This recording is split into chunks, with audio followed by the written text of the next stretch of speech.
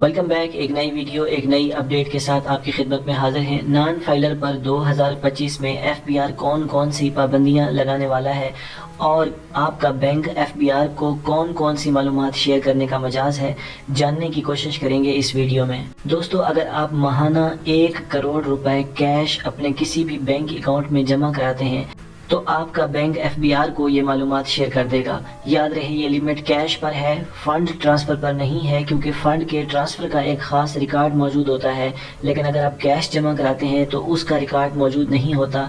इसलिए bank FBR को बता देगा कि इस शख्स के अकाउंट में 1 करोड़ रुपए माहाना ट्रांजैक्शन हुई है।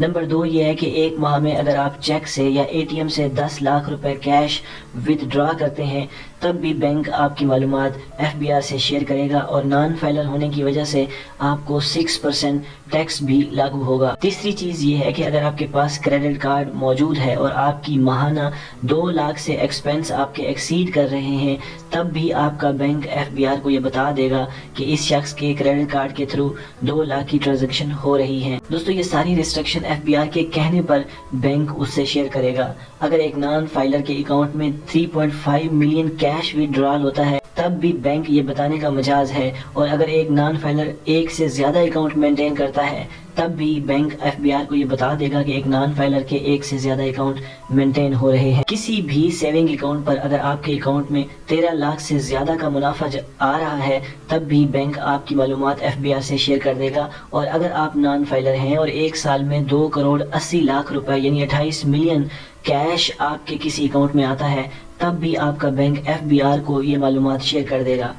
अब आपका बैंक ये सारी मालूमात एफबीआर से शेयर क्यों करेगा और एफबीआर ने बैंक से ये क्यों कहा है कि वो ये सारी मालूमात उनसे शेयर करें, उसकी सबसे बड़ी वजह आपका नॉन फाइलर होना है। अगर आप नॉन फाइलर रहते हैं तो आपके तमाम करंट और सेविंग अकाउंट को फ्रीज किया जा सकता है और ये एक्टिविटी अभी शुरू हो चुकी है।